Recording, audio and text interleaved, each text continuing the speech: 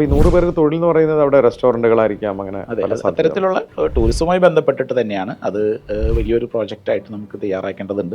അത് തയ്യാറാക്കി ഗവൺമെൻറ്റിൻ്റെ സപ്പോർട്ടോടെ, ജനങ്ങളുടെ സപ്പോർട്ടോടെ എല്ലാവരെയും ഉൾപ്പെടുത്തിക്കൊണ്ടുള്ളൊരു പ്രോജക്റ്റായിട്ട് മുന്നോട്ട് കൊണ്ടുപോകാനാണ് താല്പര്യം. നിങ്ങൾ കേട്ടു ബിജു പുളിക്കൽ. അദ്ദേഹം തൃശ്ശൂർ സ്വദേശിയാണ്. നാടിനെ മറക്കാതെ വേറൊരു സ്ഥലത്ത് പോയി ഒരു തൊഴിൽ കണ്ടെത്തി അതിൽ പ്രാവീണ്യം തെളിയിച്ച് 10 വർഷത്തോളം അതിൽ പ്രാവീണ്യം തെളിയിച്ചതിന് ശേഷം അതേ മേഖലയിൽ വലിയ റിസ്ക് എടുത്തിട്ട് ഒരു ഇൻഷുറൻസ് ബ്രോക്കിംഗ് സ്ഥാപനം തുടങ്ങുന്നു. ഇന്ന് നിരവധി പേർക്ക് തൊഴിൽ കൊടുക്കാനായി. അതിൽ ഭൂരിഭാഗം ആൾക്കാരും നമ്മുടെ നാട്ടുകാരാണെന്ന് പറയുന്നത് അത് വളരെ സന്തോഷമുള്ളൊരു കാര്യമാണ്. അദ്ദേഹത്തിൻ്റെ നാടിനെ മറന്നിട്ടില്ല. അദ്ദേഹം അവിടെ പോയി വിജയിച്ചു എന്ന് മാത്രമല്ല, സർവീസ് ഇൻഡസ്ട്രിയിലാണ്. നമുക്കറിയാം സർവീസ് ഇൻഡസ്ട്രി നല്ല പ്രഷറുള്ള ജോലിയാണ്, എപ്പോൾ വേണമെങ്കിൽ ചീത്ത കേൾക്കാം എന്നുള്ളതാണ്. പക്ഷേ അദ്ദേഹത്തിന് അത് വളരെ എളുപ്പമുള്ള കാര്യമായിട്ട് എനിക്ക് തോന്നുന്നു. കാരണം അദ്ദേഹം മേഖലയിലാണ് പ്രാവീണ്യം തെളിയിച്ചത്. അദ്ദേഹത്തിന് കൂട്ടായി അദ്ദേഹത്തിൻ്റെ പത്നിയുണ്ട്, കൂടെ നിൽക്കാൻ നല്ല എംപ്ലോയീസും ഉണ്ട്.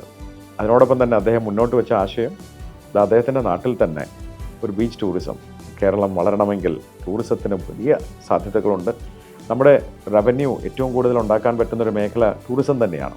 നമ്മളൊക്കെ കുറച്ചുകൂടിയൊക്കെ വിശാലമായി ചിന്തിക്കുകയും അതോടൊപ്പം തന്നെ പുറത്തുനിന്ന് ആൾക്കാർ നിരവധി പേർ ഇവിടെ വരണം, നമ്മുടെ നാടും സംസ്കാരവും നമ്മുടെ ഭക്ഷണമൊക്കെ കഴിക്കണം എന്നൊക്കെ നമ്മൾ ആഗ്രഹിക്കുമ്പോഴാണ് നല്ല സംസ്കാരം ഉണ്ടാകുന്ന ഒരു ടൂറിസം അതിനുള്ള സാധ്യതകൾ തെളിഞ്ഞു വരുന്നത്.